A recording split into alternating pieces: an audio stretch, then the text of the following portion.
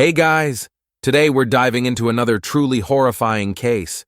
If you want to support my channel, make sure to subscribe and stay active. It really helps me out.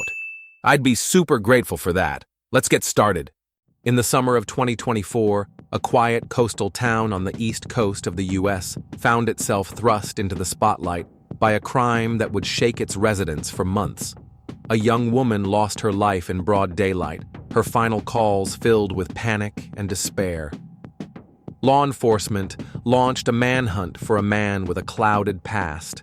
His name soon echoed across the nation. With each new clue, the picture grew increasingly nightmarish. What began as a routine criminal case unraveled into a tale of jealousy, aggressive behavior, fleeing, and secrets hidden within the very walls of a home that concealed a monstrous truth. Maxwell Johnston had long been known to law enforcement long before his name became entwined with tragedy.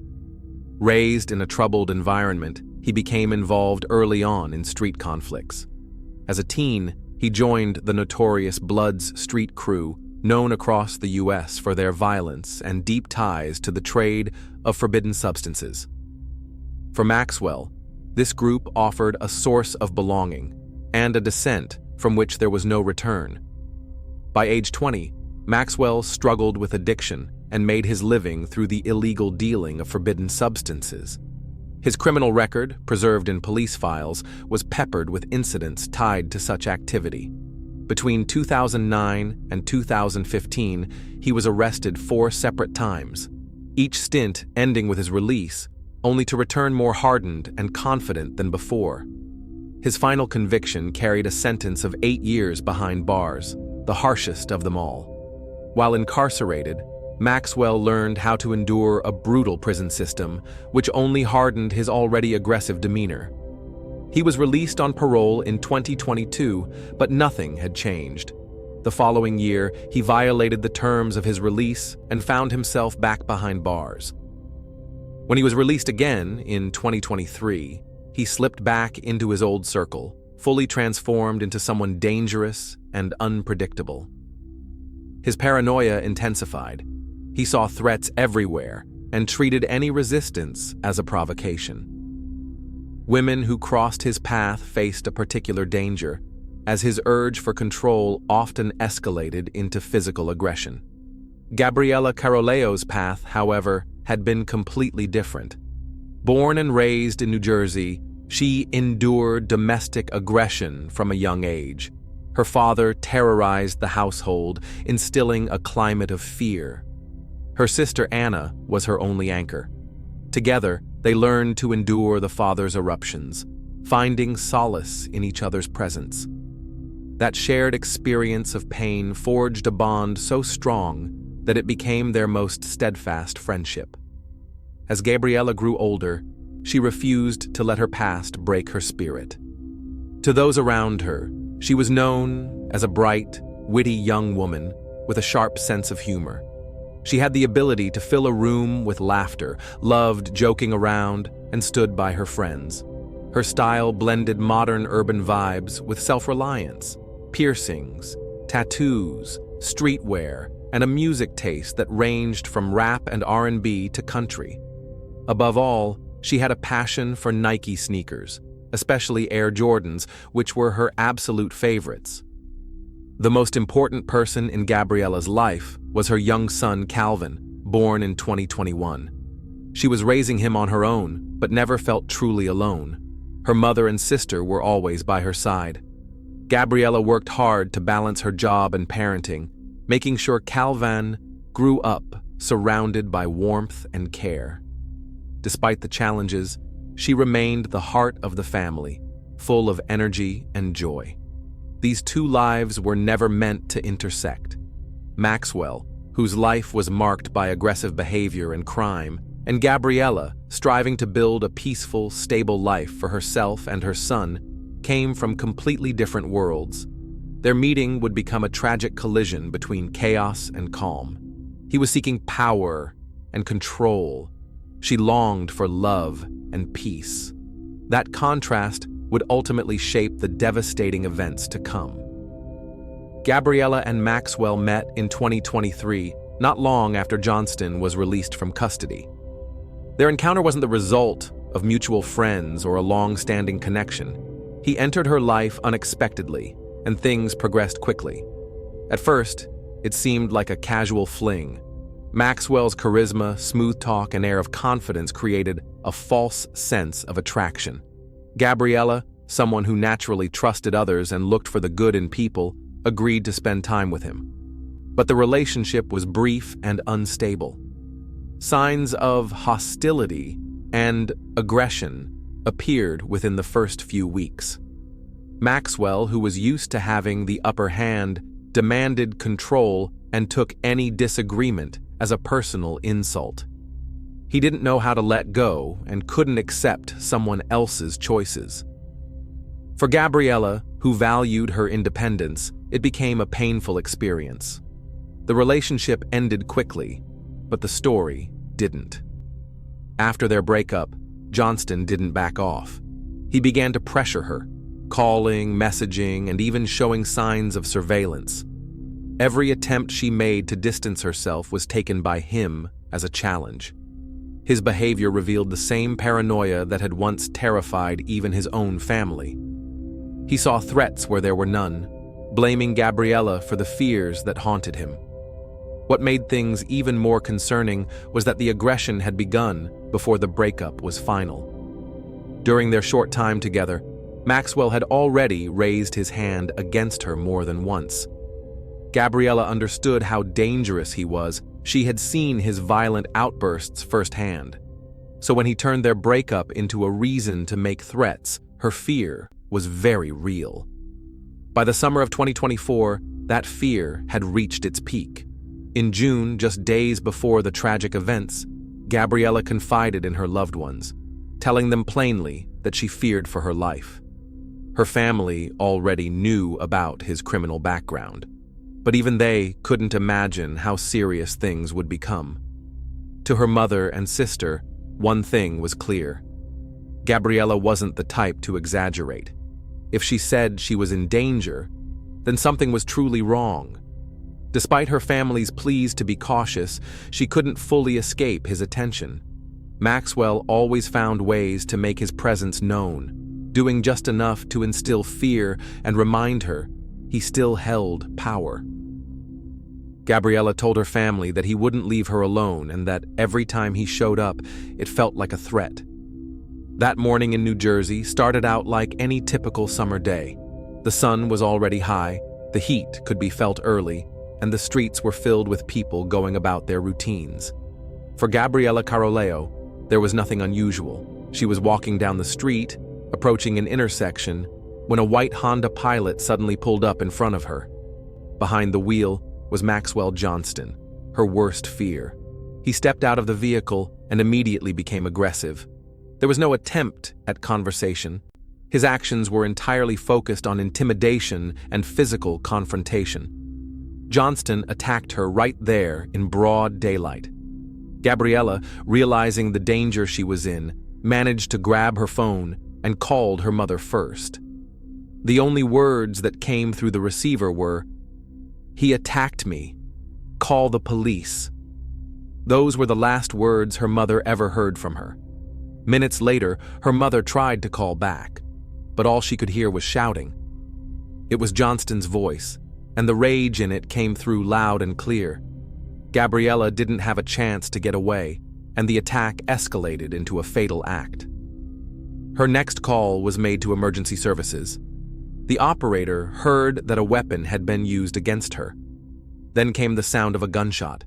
Gabriella had been shot in the side, the bullet damaging her ribs and hitting vital organs, including her spine. Despite the severity of her injuries, which were incompatible with survival, she remained conscious and was able to speak. She lay on the sidewalk, bleeding, as a passerby stopped to help.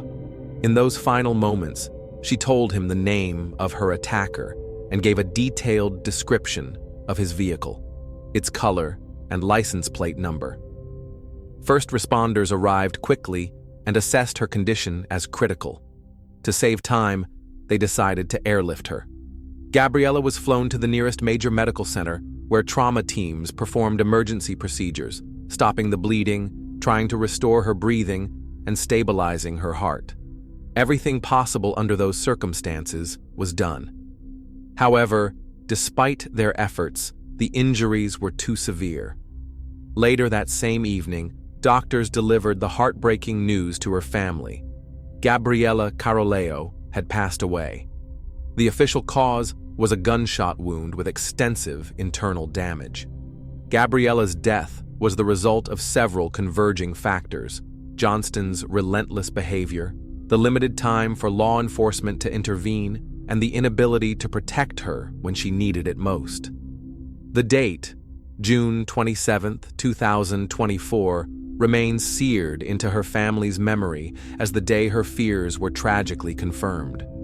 News of Gabriella Caroleo's death devastated those who loved her.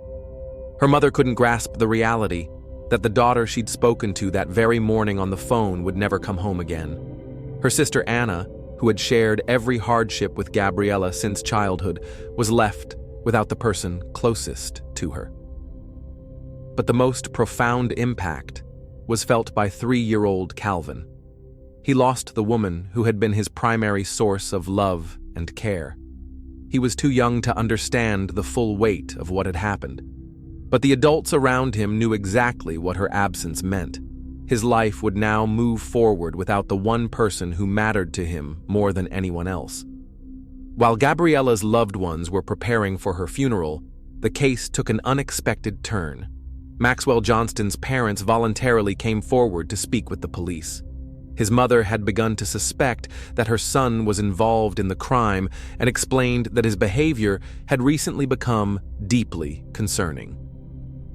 According to her, Maxwell had developed an obsessive belief about Gabriella, claiming she was stalking him and trying to hurt him.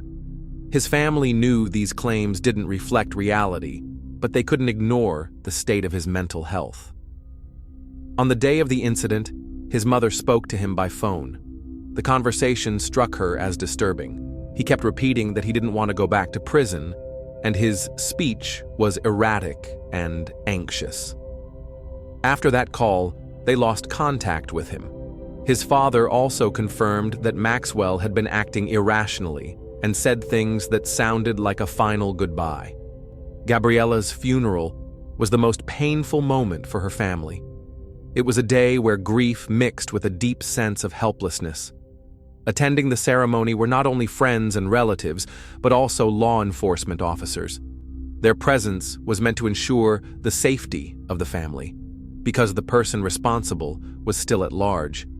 During the service, something happened that intensified the emotional weight of the day. Anna, Gabriella's sister, received a message from Maxwell. In it, he mentioned that he knew the police were guarding the family. That meant he was nearby, or at the very least, monitoring the situation. The fact that he reached out on the day of the funeral felt like yet another form of intimidation. The shock of receiving that message deepened the already overwhelming sorrow. The family wasn't just mourning.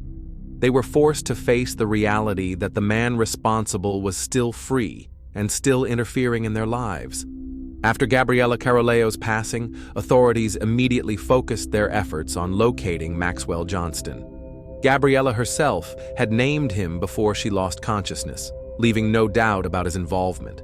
But capturing him was far from easy. Johnston knew how to stay hidden, and his connections in the criminal world helped him stay ahead of the law. The first major breakthrough came when police found the white Honda Pilot in Newark. There were no signs of a struggle inside, which led investigators to believe he had abandoned it willingly. This supported their theory that Johnston was intentionally switching vehicles to confuse law enforcement. Though he didn't stay in Newark for long, officers learned that he had a contact there, someone he'd met during his time in custody. When police visited that address, they confirmed Johnston had been there, but he'd already moved on. Next came a tip from a resident in Howell who reported seeing a man matching Johnston's description in a nearby house. But by the time officers arrived, he was gone again.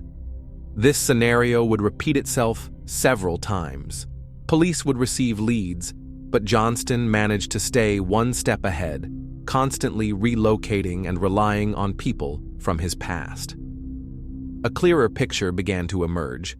This wasn't someone acting randomly. He was fully aware that he was being hunted and carefully chose homes where he could hide temporarily. Most of these locations belonged to people he'd met while incarcerated. Those ties proved especially dependable, as individuals with shared criminal backgrounds often had reasons to protect each other and avoid contact with law enforcement. But despite all his precautions, Johnston made a mistake. At one of the houses, he left behind a phone. Forensics experts analyzed the device and managed to recover data pointing to his next planned hideout. That's how they zeroed in on an area near Tom's River, where a woman named Elizabeth Mascarelli, known among locals as Liz Grimm, was believed to be sheltering him. The series of misleading trails and temporary hideouts finally led to a precise breakthrough. The authorities had identified the exact location where Maxwell Johnston was hiding. For law enforcement, this was a major turning point. They no longer had to chase vague leads. They now had a confirmed address where the suspect was holed up with a woman who had chosen to help him avoid justice. 29-year-old Elizabeth Mascarelli was fully aware that she was harboring a man suspected of a violent crime. She knowingly provided him with everything he needed to stay hidden. The two spent 4 days together in her room, rarely leaving. Throughout that time, Johnston remained armed and kept his firearm close at all times. Police surrounded the house, but didn't rush in immediately. They first attempted negotiations, but the pair inside refused to come out. Johnston positioned himself by the window and occasionally displayed his weapon, creating a tense atmosphere. The situation escalated sharply when he opened fire on law enforcement. In response, officers returned fire and deployed flashbang grenades in an attempt to force them to surrender. But rather than panic or try to de-escalate, the couple reacted disturbingly, as if they were enjoying the chaos. The standoff dragged on for nearly 7 hours. Johnston and Mascarelli didn't just fire back, they seemed to disregard the danger completely. In the middle of the gunfire, they were reportedly physically intimate, with Mascarelli filming parts of the standoff on her phone. Images and videos began appearing on her Instagram account. One showed them unclothed, with Johnston making a gesture that mimicked a shot to the head. Another showed Mascarelli licking the barrel of the gun while smirking at the camera. These disturbing posts quickly went viral before her account was taken down. To law enforcement, it was further confirmation that they were dealing with individuals completely detached from any moral boundaries. Nearby residents heard the continuous gunfire and explosions from the flashbangs. Aside from Johnston and Mascarelli, 3 others surrendered during the siege: Daniel Bolstad and 2 individuals, both named Jared. They exited the home peacefully and were immediately taken into custody. Meanwhile, the main targets remained inside. Attempts to flush them out with gas failed. Johnston kept firing, at one point striking a police shield. Tensions remained high late into the evening. It wasn't until the tactical team intensified pressure that Mascarelli finally emerged. She had a visible injury on her head from one of the flashbangs and was immediately detained and taken to a medical facility. After her surrender, police deployed a drone into the house to assess the situation. The camera captured Johnston's body. He had ended his own life, mirroring the gesture he had shown in his earlier photos. His death marked the end of the manhunt, but not the end of the investigation. Once the standoff in Tom's River ended and Elizabeth Mascarelli was in custody, investigators gained access to the house that had served as the criminals' hideout. Inside, they were met with a disturbing scene. The space was in total disarray. Items strewn everywhere, bloodstains covering the floors and walls. A heavy, lingering odor filled the air, turning the home into a haunting reminder of the violence that had unfolded within. During the search, police recovered several phones. One of them, belonging to Elizabeth Mascarelli, contained images that dramatically shifted the direction of the investigation. On the device were photos of a deceased man, later identified as 56-year-old Kerry Rollison, the owner of the house. The images depicted disturbing levels of violence. In one, Johnston posed next to the body, making a gesture as if firing a gun to the head. In another, Mascarelli smiled while holding an axe, lodged in the victim's chest. These photos weren't taken for documentation. They appeared to be displays of cruelty and gratification. To investigators, it was clear. The killing of Rollison had been followed by a deliberate act of desecration. Mascarelli and Johnston didn't just end a life, they mocked it afterward. After analyzing the phone's contents, forensic teams returned to examine the crime scene more thoroughly. All signs pointed to that very location as the place where Kerry suffered fatal injuries. But the discovery was only the beginning. Near the house, officers found a metal incinerator. Inside it were the remnants of burned items, blood-stained fabric, and an axe bearing the victim's DNA. It was clear the suspects had attempted to destroy evidence, but failed to eliminate it completely. Further developments came after questioning one of the individuals taken into custody, Danielle Bolstad. During her interview, she disclosed the location of remains. Officers were led to a wooded area about 100 yards from the scene. There, they found large black plastic bags containing dismembered human remains, divided into 8 separate parts. Nearby were a shovel, a blanket, and a metal rod, items believed to have been used in the dismemberment and transport of the body. Medical examiners confirmed that Rollison died from gunshot wounds, followed by blunt force trauma to the head. Only after that was the body dismembered. Experts noted that the dismemberment wasn't random. It was done deliberately and with planning. The images found on Mascarelli's phone reinforced this conclusion. The individuals involved didn't just acknowledge what they had done, they appeared to want to preserve it. Unlike Gabriella Caroleo, Kerry Rollison didn't have close loved ones who could speak for him after the tragedy. A solitary man who, by 56, had lost all immediate family and had no ongoing connection to distant relatives, he lived in near total isolation. That's likely why the circumstances surrounding his death went unnoticed for so long. The house that would later become the scene of a tragic discovery had been occupied by Danielle Bolstad and 2 men named Jared, Palumbo, and Crisack. Eventually, Johnston and Mascarelli joined them. Investigators believe the residence functioned as a type of shared living arrangement centered around the use and storage of forbidden substances. Although there's no direct evidence linking Kerry Rollison himself to this activity, it appears his home had become a refuge for those involved in that world. Testimonies from the residents shed light on what life inside the house was like. They described an environment steeped in fear. Maxwell Johnston kept a firearm close at all times and made no secret of his readiness to use it. Witnesses recalled how he would sometimes aim it at others in the house, then laugh as if it were all a twisted game. Mascarelli mirrored his behavior. The photos recovered from Mascarelli's phone helped illustrate the psychological pressure others in the house endured. Bolstad and Palumbo later admitted they were afraid not only for themselves, but also feared they might be next. Each resident played a different role. Danielle Bolstad, a 42-year-old woman, became involved in helping conceal evidence after the crime.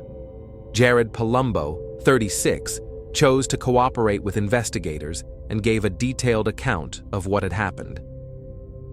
The third occupant, Jared Crisack, took the opposite approach, denying any involvement, even though evidence suggested he had assisted in dismembering the body and cleaning the scene.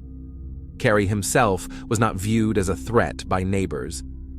He was described as a quiet, introverted man who may have been too trusting of strangers. It was this very trust that brought danger into his home. Unlike the others, he had no criminal background and showed no signs of aggression.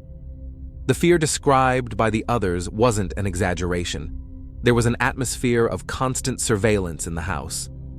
Johnston monitored everyone's movements, checked who was coming and going, and used his weapon to issue threats.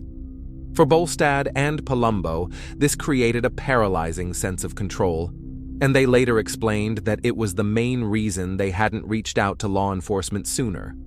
Ultimately, the residents' experiences revealed another layer to the story. Beneath the high-profile manhunt and dramatic standoff was a quieter, ongoing nightmare. According to Jared Palumbo, he and Jared Krisak were in the basement at the time Carrie Rollison was killed. They heard 3 gunshots, and shortly afterward, Johnston entered and told them to leave the house immediately. As they made their way upstairs, they saw Rollison's body lying on the floor. Palumbo insisted it was Mascarelli who had pulled the trigger, though Johnston had been standing nearby. That detail shifted the direction of the investigation and reshaped the understanding of each individual's role within the group. One particularly disturbing detail emphasized by Jared Palumbo involved what happened immediately after the killing. Instead of covering their tracks or discussing what to do with the body, the group went to McDonald's. They ordered food and ate calmly, as if nothing out of the ordinary had occurred. This behavior highlighted just how distorted their perception of reality had become. A man had just been killed, yet some members of the group acted as though it were just another day. The next phase began, the dismemberment of the body. According to Palumbo, neither he nor Danielle Bolstad were allowed to be part of that process. He stated directly that it was Maxwell Johnston, Elizabeth Mascarelli, and Jared Krisak who divided the remains. This claim was later supported by physical evidence, the tools used, the pattern of blood traces, and the way the body had been packaged. Palumbo said he only witnessed the aftermath, black plastic bags being prepared for removal. Covering up the crime required the involvement of everyone in the house, but their roles varied. Danielle Bolstad and Palumbo were brought in to help transport the remains. In their own statements, Palumbo admitted to carrying the bags from the basement to the upper floor, while Bolstad loaded them into her vehicle. She then accompanied Johnston and Mascarelli to dispose of the bags in a wooded area. Palumbo, at that point, no longer participated. Palumbo's testimony became critical to the investigation. It allowed authorities to move beyond the initial theory that Johnston alone was responsible for the second killing. His account helped build separate charges for each person involved based on their specific roles. The trial that followed was the result of months of investigation. The primary defendant was Elizabeth Mascarelli. In court, she pleaded guilty and expressed remorse. She repeatedly acknowledged the horrific nature of her actions, but her legal defense tried to paint her not only as a perpetrator, but also as someone under intense psychological pressure from Johnston. Her attorney argued that she had acted under threats from an armed man, and Mascarelli herself claimed she had lived in constant fear for her life and her son's safety. Despite her expressions of regret, the facts of the case weighed heavily against her. She was sentenced to 25 years in prison, with a minimum of 85% of the term to be served, followed by an additional 5 years of supervised release. Jared Krisak's case was addressed separately. While he initially admitted to his involvement, he attempted to change his account in court, denying participation in the dismemberment. However, the court pointed out inconsistencies. Upon arrest, he had described details of the process, including the use of a metal bar to separate joints. His claim of being an unwilling bystander was not supported by the evidence. The court found him guilty of abuse of a corpse and evidence tampering, sentencing him to 8 years in prison. The cases of Danielle Bolstad and Jared Palumbo were handled separately. A key factor in both was their early cooperation with investigators. Their testimony allowed law enforcement to piece together the sequence of events and identify who had taken the lead in specific actions. The court acknowledged that without their statements, Elizabeth Mascarelli might have received a more lenient sentence, and Jared Krycak's role might have remained undiscovered. Both were ultimately sentenced without incarceration. Palumbo, who had no prior criminal record, received 18 months of supervised probation and was required to complete a rehabilitation program. Bolstad, who did have a previous conviction, was given a stricter sentence, approximately 2 years of probation, along with a requirement to cooperate with probation officers throughout. After Gabriella's passing, care for 3-year-old Calvin fell to her maternal family. While official guardianship documents were not made public, social media posts suggested that he was living full-time with his grandmother and Aunt Anna. Their pages showed photos of walks, family gatherings, and moments of daily life. To help Calvin feel safe and secure, they established a consistent daily routine, which included quality time with loved ones and maintaining items that reminded him of his mother. The family worked hard to shield him from discussions about the tragedy and instead focused on everyday activities that offered comfort and stability. Instead of focusing on words, Gabriella's memory is kept alive through meaningful gestures. A memorial plaque was placed at the location where her life was taken. Her family visits the site regularly, bringing flowers and items in purple, her favorite color. On special days, especially Mother's Day, Anna and the grandmother bring Calvin there. For the adults, it's a way to honor Gabriella's memory. For Calvin, it's a comforting ritual that shows his mom is still remembered and cherished, even in her absence. Thanks for watching, everyone. Your support means a lot to me, and you can help my channel grow by hitting that like button, dropping a comment, and sharing this video. Your engagement really makes a difference. See you soon.